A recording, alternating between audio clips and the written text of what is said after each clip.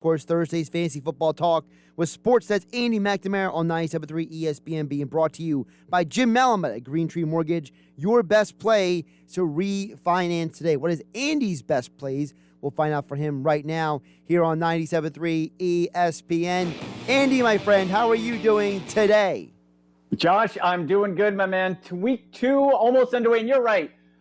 For the Washington football team, at the very least, I guess it's like you know what you're getting. Right? It's like a very obvious label in a store, if it's like a brown rice. Well, okay, if that's the name of I know what I'm getting.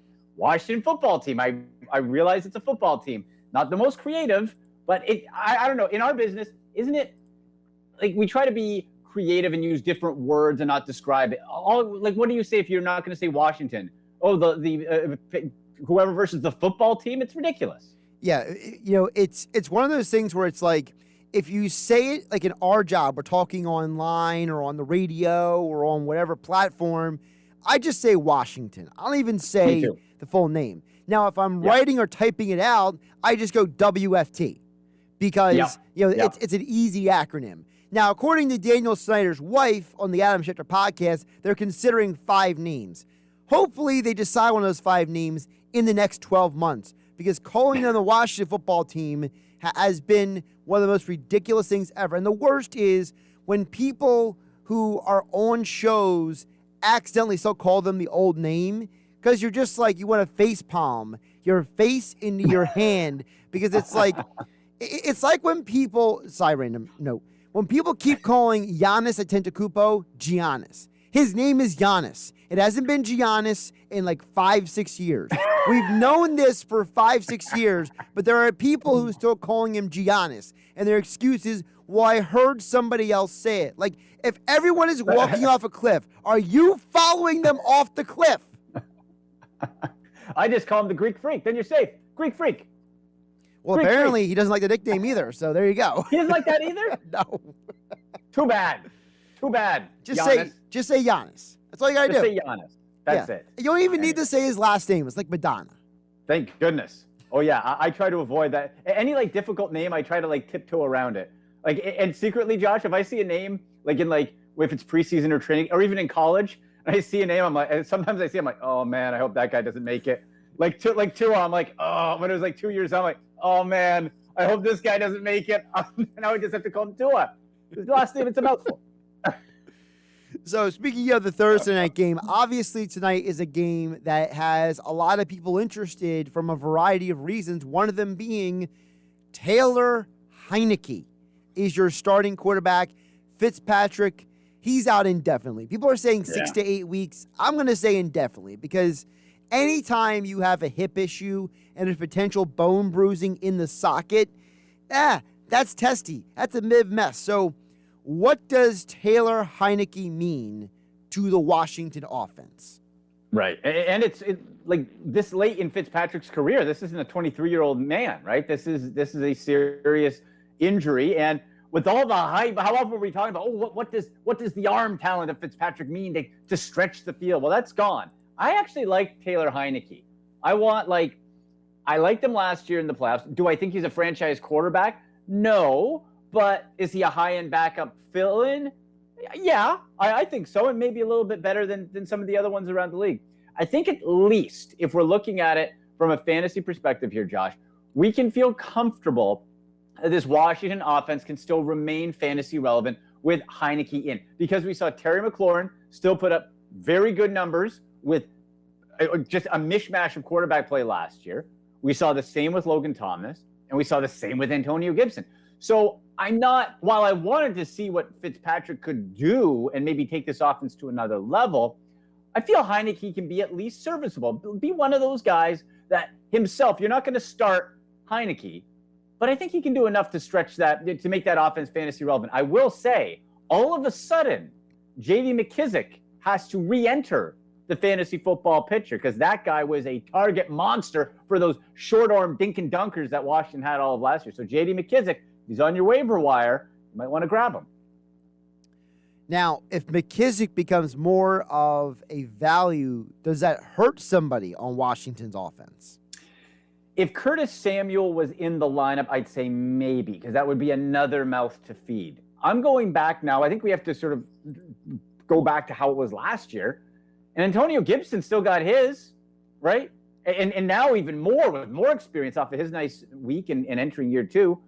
McLaurin still got his. Thomas still got his. So I feel J.D. McKissic is an add-on. I don't really see it as a negative to either. Obviously, he's going to take some looks away from somebody, but the way it played out last year didn't seem to hurt that much. So I'm not overly concerned as far as a panic mode that J.D. McKissic is going to ruin one of your guys' seasons. Maybe if you have a second or third option wide receiver that gets taken away, but for the star power, shouldn't be a big deal.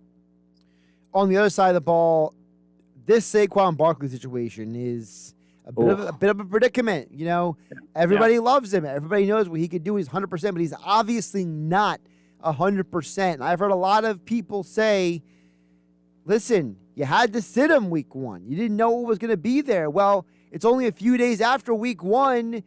If you're a Saquon Barkley owner in fantasy football, do you ride or die, or do you go elsewhere? Well, here's the question, Josh, because you would have had to use a first-round pick on him, right? Like at the end of the first round, hopefully, but you probably used a first-round pick. So what is your lineup looking like? Did you swing back? Like my advice to people in the draft process for this year was if you get Saquon Barkley, you better load up on depth running backs. You better, because a situation like this was predictable from week 1. So who else do you have on your roster against a very good Washington defense in a short week? You might not have a better option, and you'll have to ride and die with them. If you do, then maybe you look like I would go as low as this, Josh. I would go, if you have Nyheim Hines on your roster, I would want to start him this week over Saquon Barkley. That sounds insane if you just take that clip and you put it out there and people, it's like, what? For this week, I think it makes a lot of sense. If you have a higher floor option, you got to do it.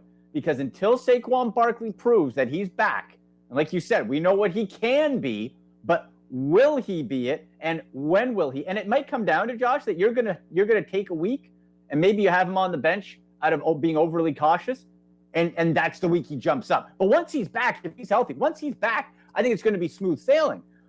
But we just don't know when he's going to be back.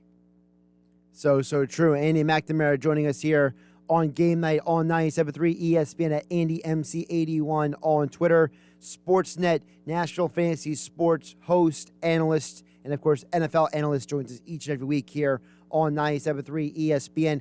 Let's hit on the other teams, the NFC East, before we get to some other guys. The Eagles game to me is fascinating because if you would have asked me Monday or Tuesday, I would have been like, you know what? The Atlanta Falcons win. I knew it was going to happen. I called it. But, you know, the 49ers are a really good football team. As the week has progressed, the 49ers defense is really banged up. Jason Verrett done for the year. Second straight day, Emmanuel Mosley is not practicing. Drake Greenlaw out for 4 to 6 weeks. He had groin/lower abdominal surgery. The 49ers are going to shuffle all their linebackers now. And Armstead, Ford, and Kinlaw all limited at practice.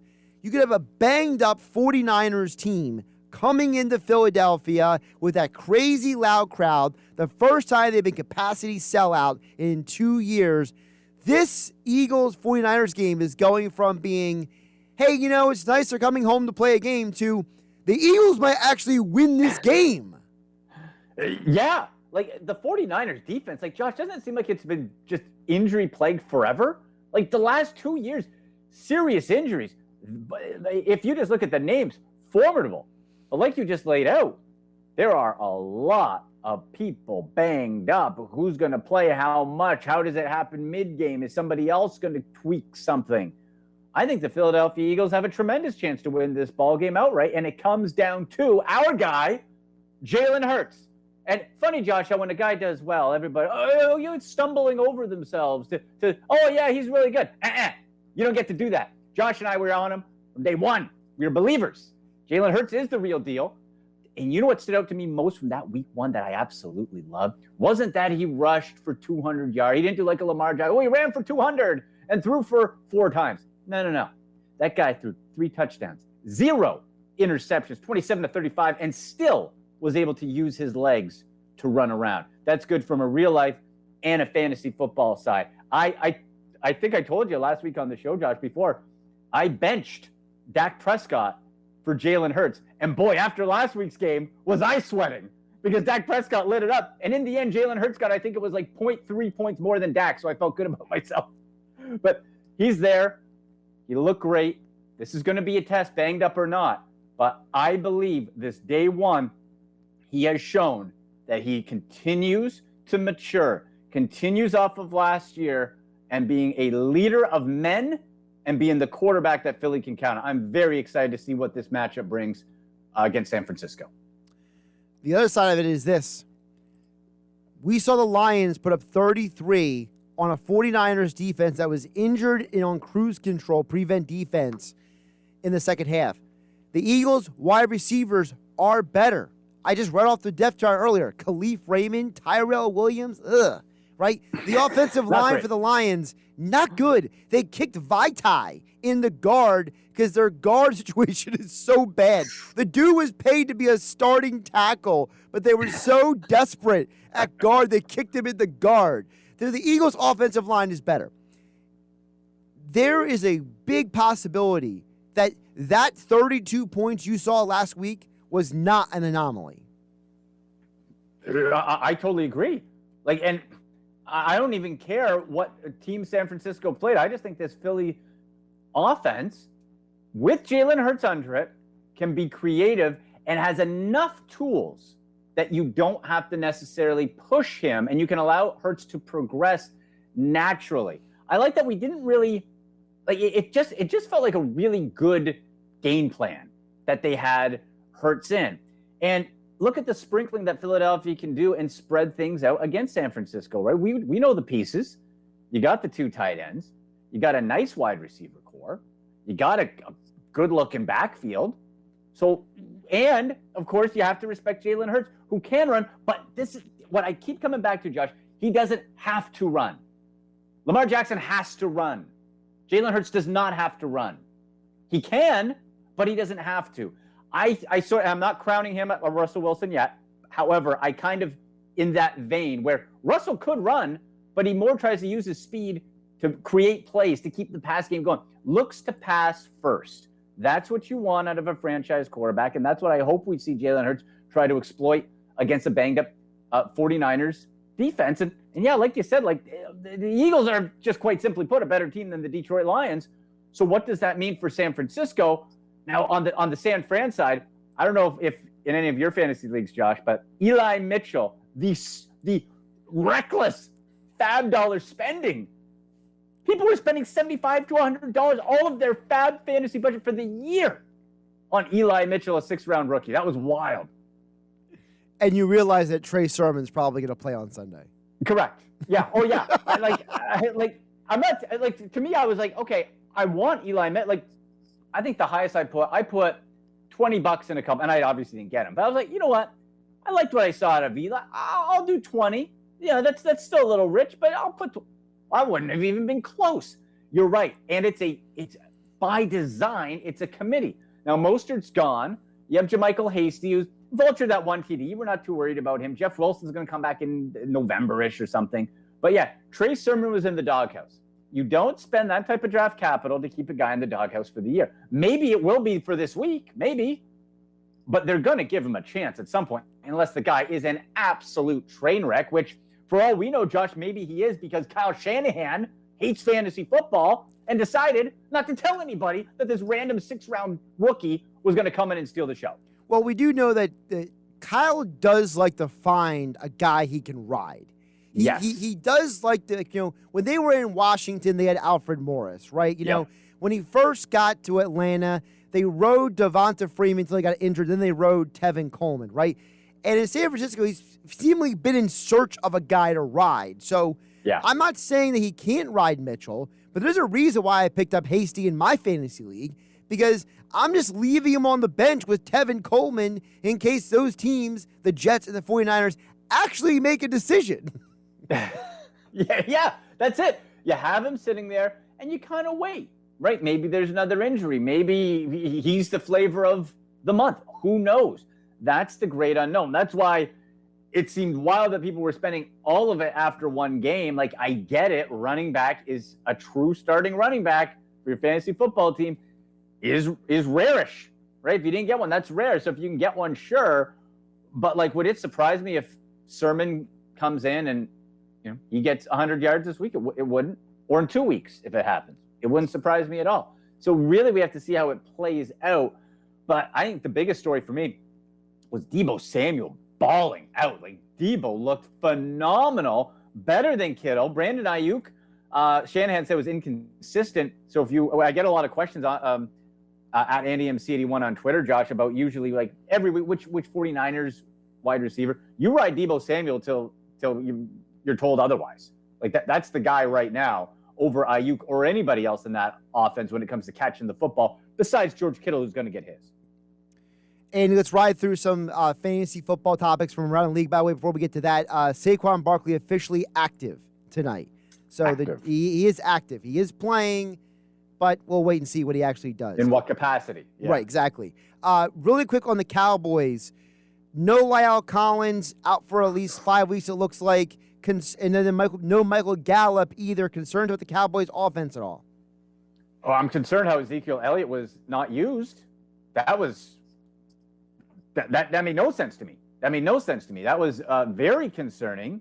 Was that a one-off? Tony Pollard, he got enough touches, and the style of the way he was getting fed the ball concerned me if I was an Ezekiel Elliott fantasy owner. That worried me a bit. Not to say they're going to give Paul the ball 20 times, but the way he was incorporated in, that got me a little wary. I really want to see what Zeke does this week. Like why were the touches down? With Gallup being out, what that means is more touches for CeeDee Lamb and Amari Cooper, who was, I think in PPR, he had almost 40 fantasy points. It was crazy. Blake Jarwin as well maybe gets a little bit of a bump up too. I want to see how Zeke goes. Obviously, if you drafted him, you're playing him, you put him in. But if we see another week, Josh, where that usage is down, we got to start really asking ourselves what's wrong or what's different in Dallas. 2 straight weeks now, Odell Beckham Jr. has been inactive. He's out for the Browns. So for Jarvis Landry fantasy football owners, they're loving it. For OBJ owners, they're hating the Brown situation.